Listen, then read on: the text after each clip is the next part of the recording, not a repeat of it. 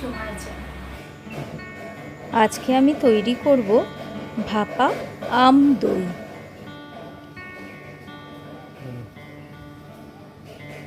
আমি নিয়ে নিয়েছি দুটো পাকা আম। এই আমটাকে আমি প্রথমে ছাড়িয়ে পিস করে গ্রাইন্ডারে নিয়ে নেব।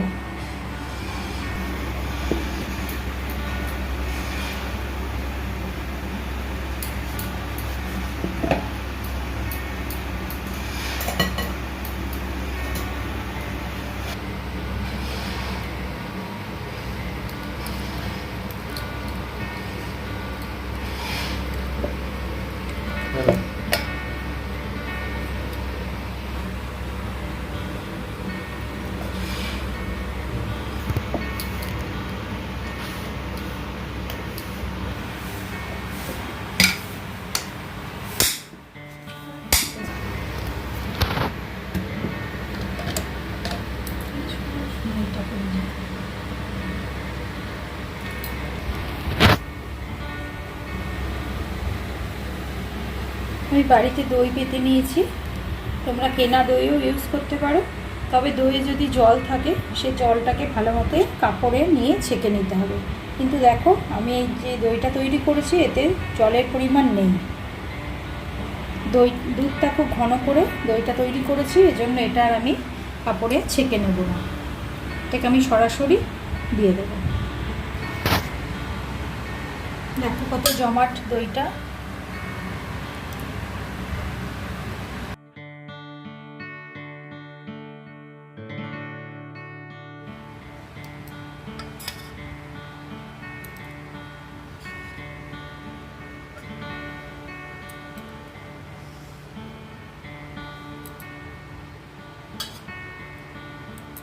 লাগবে কনডেন্স মিল্ক,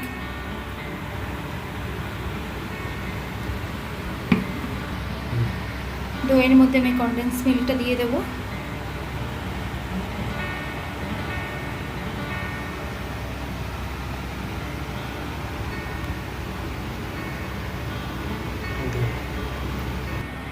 দিয়ে দেবো ম্যাঙ্গো পাল্পটা।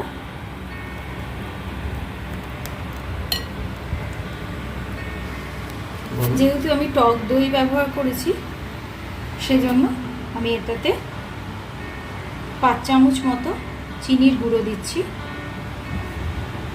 5 টেবিল চামচ চিনির গুঁড়ো। এর মিষ্টির টেস্টটা নিজেদের পছন্দ অনুযায়ী ব্যবহার করবে। এবার এই সমস্ত উপকরণকে ভালো করে ফেটিয়ে নেব।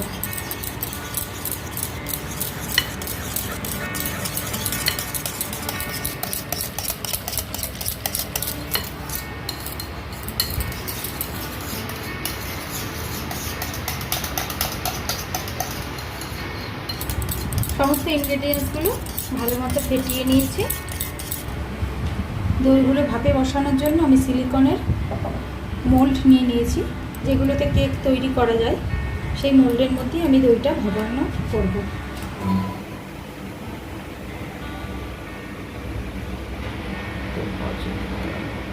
1 কাপ করে আমি এক একটা মোল্ডে দিয়ে দেবো।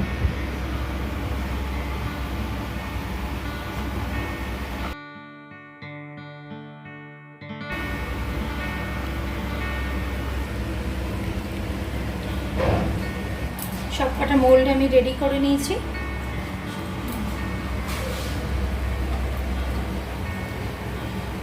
একটা কড়াইয়ে জল গরম বসিয়ে দিয়েছি, ফুটো থালা দিয়ে দিয়েছি।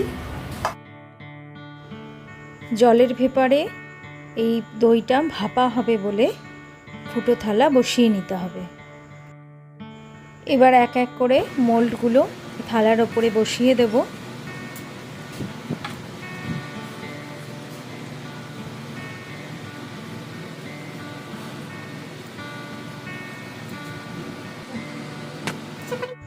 দইটা ভাপানোর জন্য তোমরা ছোট ছোট স্টিলের বাটিও এতে ব্যবহার করতে পারো।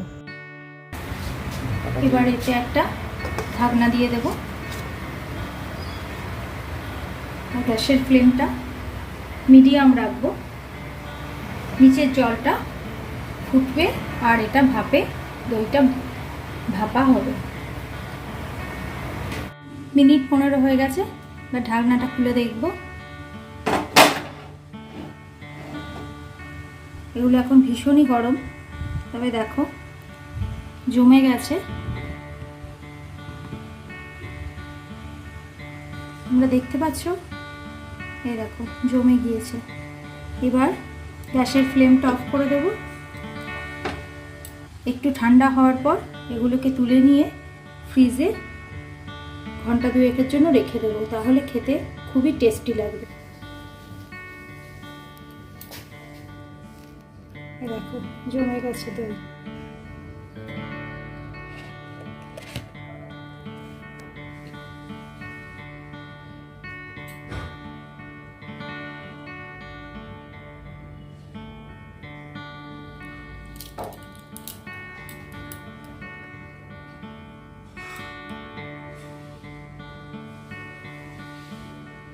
এবার এটা আমি ঘন্টা 2-1 জন্য ফ্রিজে রেখে দেব।